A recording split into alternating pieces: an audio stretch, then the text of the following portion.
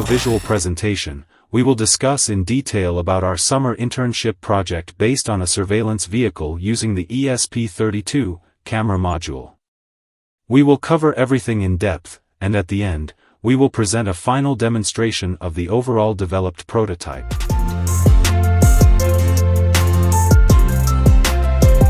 Let's discuss the source code for our project in depth. First, we include the necessary libraries, starting with esp_camera.h. This library provides functions to interface with the ESP32 camera module, allowing for camera initialization, image capture, and configuration settings. This is followed by Arduino.h library. This one is the core library for Arduino that provides basic functions and definitions needed for programming microcontrollers using the Arduino platform. Next one is Wi-Fi.h library. It enables the ESP32 to connect to Wi-Fi networks, handle connections, and perform tasks related to wireless communication. Next important library to include is AsyncTCP.h. This library facilitates non-blocking, asynchronous TCP communication, allowing for efficient data transfer over network sockets without waiting for each operation to complete. The open-source GitHub link is provided to download this library so that we can include this in our code.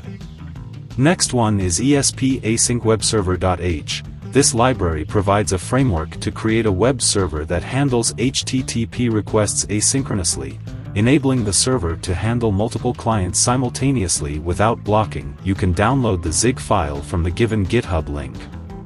IOStream is the standard C++ library used for input and output stream operations, such as reading from or writing to the console or files. SStream is the part of the C++ standard library that provides string stream classes, allowing for manipulation of strings using stream operations, useful for parsing and formatting strings. And lastly, ESP32Servo.h. This library is specifically designed for controlling servo motors with the ESP32, offering functions to attach servos to GPIO pins and set their positions. Next, we define the pins for the pan and tilt servos, pan_pin and tilt_pin, set to pins 14 and 15 respectively. Then, we declare the servo objects, pan servo and tilt servo. We then create a structure motor_pins, to hold the pin configurations for the motors, which includes pins for enabling the motors and controlling their direction. We initialize a vector motor pins, with configurations for both the right and left motors. We define various constants for controlling the car's movement, including up, down, left, right, and stop. Constants for motor directions, forward and backward, are also defined. For PWM settings, we define the frequency as 1000 Hz, resolution as 8 bits, and channels for speed and light control, PWM speed channel and PWM light channel.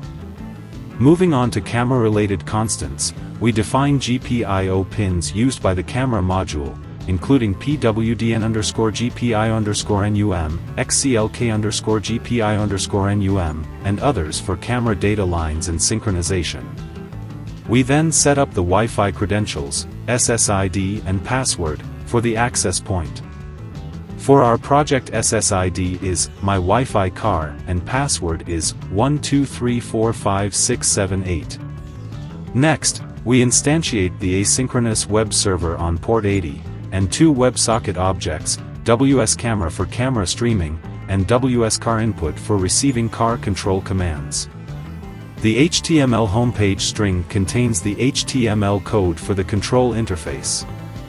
This includes styling and JavaScript for handling button inputs and WebSocket connections. The interface allows users to control the car's movement, speed, light, pan, and tilt using buttons and sliders. In the rotate motor function, we control the direction of the motors by setting the appropriate pins high or low based on the motor direction. The move car function handles the car's movement by calling rotate motor with the correct parameters based on the input value. The handle route function sends the HTML page when the route URL is accessed, while handle not found handles 404 errors. The on-car input WebSocket event function processes WebSocket events for car control. It handles connection, disconnection, and data reception events. When data is received, it parses the key and value, and performs the corresponding action, such as moving the car, adjusting speed, light, or the pan and tilt servos. Similarly, the on-camera WebSocket event function processes WebSocket events for the camera. It handles connection and disconnection events, and sends camera frames to the connected client. The setup camera function initializes the camera with specified configurations, such as frame size and quality. It also handles errors during initialization. The send camera picture function captures and sends a camera frame to the connected client.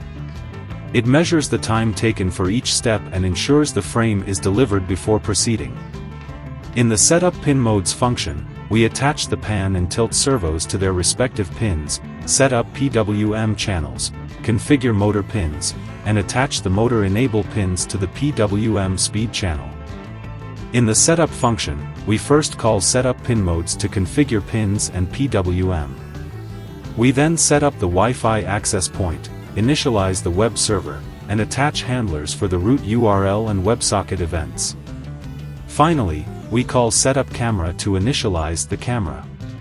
In the loop function, we clean up WebSocket clients and send a camera picture in each iteration. We also print the available PS RAM for debugging purposes. So the overall code effectively integrates camera streaming and car control via a web interface, making it a powerful tool for surveillance.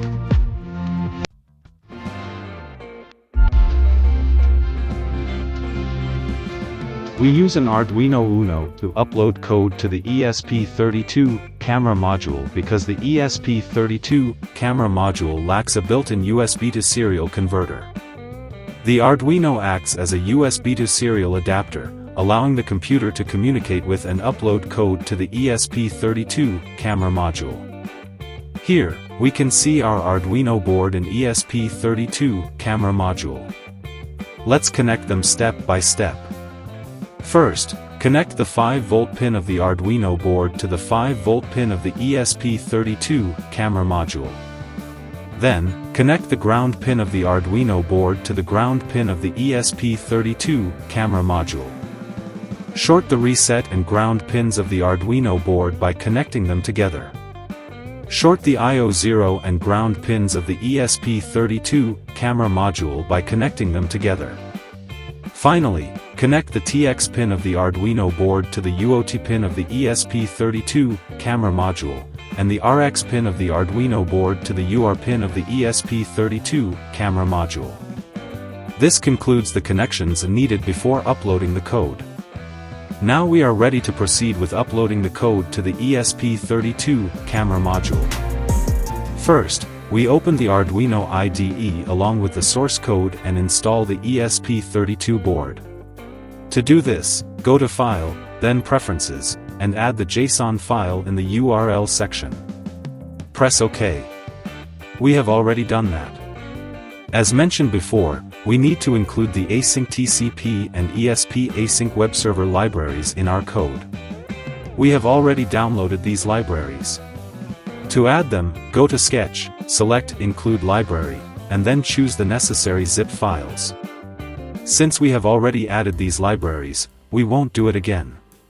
Next, go to Tools, select Board Manager, choose ESP32 by Espress if Systems, and install it. We also need to include the ESP32 Servo library. To do this, go to Tools, choose Manage Libraries, search for ESP32 Servo, and install it. Finally, everything is ready. Connect the Arduino board to your personal computer. Go to Tools, select Board, and choose AI Thinker ESP32 camera module. Select the required communication port as per your convenience. Compile and upload your code. The code may take a few minutes to compile and upload. Once the code is uploaded, remove the I/O0 and GND connection of the ESP32 CAM module. Then, press the Reset button to get the most probable Class C IP address. For our project, we were assigned 192.168.4.1.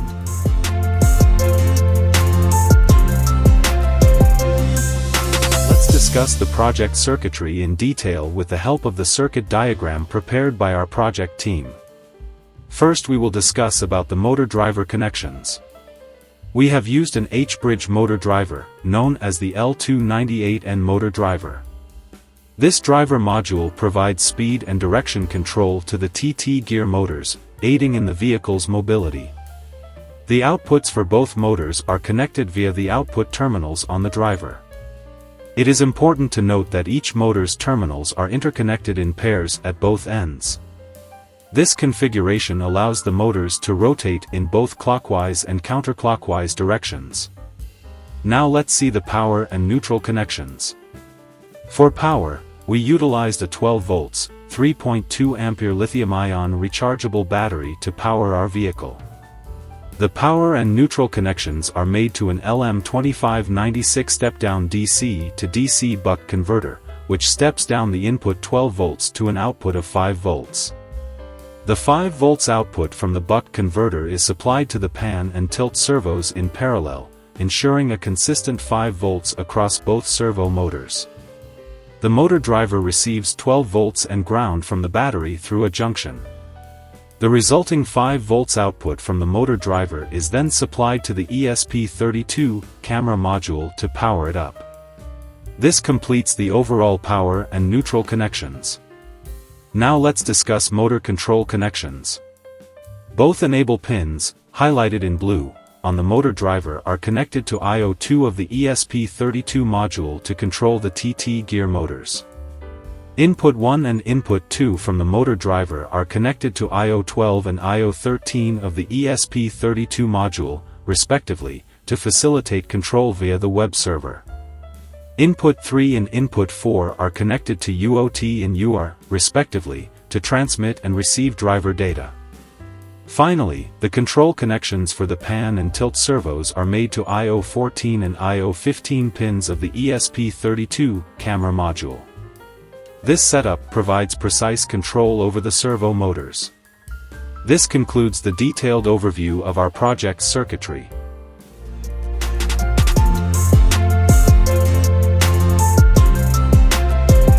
When we finally reached at assembly section, the first and foremost challenge was to design a pan-tilt assembly for the servo motors.